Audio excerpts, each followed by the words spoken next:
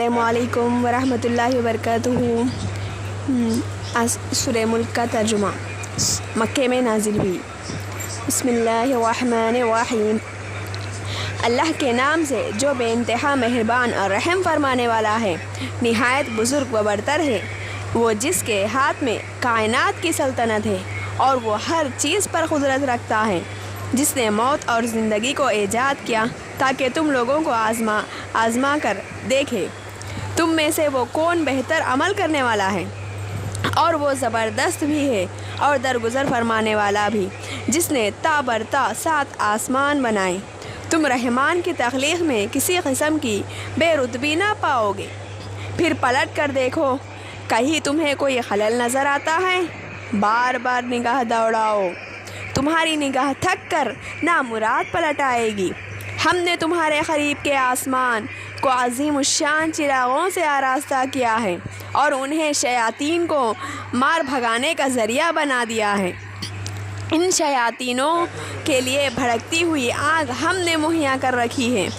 جن لوگوں نے اپنے رب سے کفر کیا ہے، ان کے لیے جہنم کا عذاب ہے اور وہ بہت ہی بڑا ٹھکانہ ہے۔ جب وہ اس میں پھینکے جائیں گے تو اس کے دھاڑنے کی ہولناک آواز سنیں گے، اور جو جوش کھا رہے ہوں گی شدت و غضب سے پھٹی جاتی ہوگی۔ ہر بار جب کوئی انبوہ اس میں ڈالا جائے گا، اس کا کارندے ان لوگوں سے پوچھیں گے، کیا تمہارے پاس کوئی خبردار کرنے والا نہیں آیا تھا؟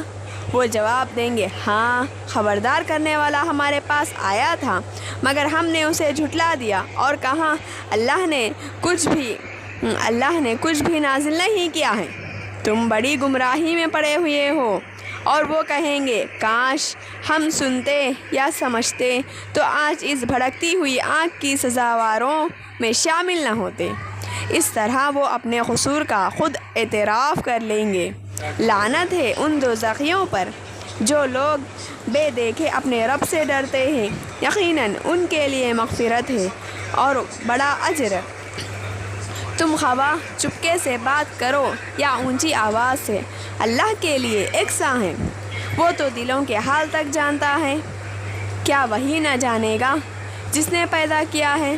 حالانکہ وہ باریک بین اور باخبر ہے۔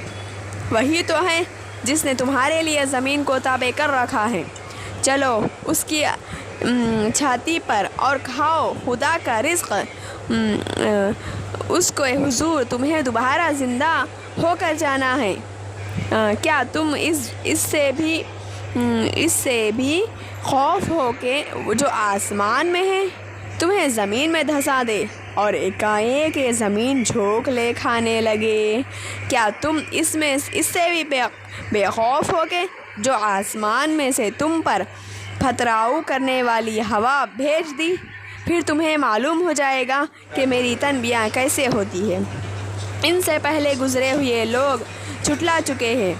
پھر دیکھ لو کہ میری گرفت کیسی سخت تھی۔ کیا یہ لوگ اپنے اوپر اڑنے والے پرندوں کو پر پھیلائے اور سکڑتے نہیں دیکھتے؟ رحمان کے سوا کوئی نہیں ہے جو انہیں تھامے ہوئے ہو، وہی ہر چیز کا نگہبان ہے۔ بتاؤ آخر وہ کون سا لشکر تمہارے پاس ہے جو رحمان کے مقابلے میں تمہاری مدد کر سکتا ہے؟ حقیقت یہ ہے کہ یہ منکرین دھوکے میں پڑے ہوئے ہیں۔ یا پھر بتاؤ کون ہے جو تمہیں رزق دے سکتا ہے اگر رحمان اپنا رزق روک لے؟ دراصل یہ لوگ سرکشی اور حق سے گزیر پر اڑے ہوئے ہیں۔ بھلا سوچو، جو شخص منہ اوندھائے چل رہا ہو وہ زیادہ صحیح راہ پانے والا ہے، یا وہ جو سر اٹھائے سیدھا ایک ہموار سڑک پر چل رہا ہے؟ ان سے کہو، اللہ ہی ہے جس نے تمہیں پیدا کیا، تم کو سننے اور دیکھنے کی طاقتیں دی اور سوچنے سمجھنے والا دل دے کر، مگر تم کم ہی شکر ادا کرتے ہو۔ ان سے کہو، اللہ ہی ہے جس نے تمہیں زمین میں پھیلایا اور اسی کی طرف تم سمیٹے جاؤ گے۔ یہ کہتے ہیں اگر تم سچے ہو تو بتاؤ یہ وعدہ کب پورا ہوگا؟ کہو اس کا علم تو اللہ کے پاس ہے، میں تو بس صاف صاف خبردار کر دینے والا ہوں۔ پھر جب اس چیز کو قریب دیکھ لیں گے تو ان سب لوگوں کو چہرے بگڑ جائیں گے جنہوں نے انکار کیا ہے، اور وہ اس وقت ان سے کہا جائے گا کہ یہی ہے وہ چیز جس کے لیے تم تقاضے کر رہے تھے۔ ان سے کہو کبھی تم نے یہ بھی سوچا کہ اللہ خدا مجھے اور میرے ساتھیوں کو ہلاک کر دے یا ہم پر رحم کرے؟ کافروں کو دردناک عذاب سے کون بچا لے گا؟ ان سے کہو وہ بڑا غفور الرحیم ہے، اسی پر ہم ایمان لائے ہیں اور اسی پر ہمارا بھروسہ ہے۔ ان قریب تمہیں معلوم ہو جائے گا کہ صریح گمراہی میں پڑا ہوا کون ہے۔ ان سے کہو کبھی تم نے یہ بھی سوچا کہ اگر تمہارے کنویں کا پانی زمین میں اتر جائے تو کون ہے جو اس پانی کی بہتی ہوئی سوتیں تمہیں نکال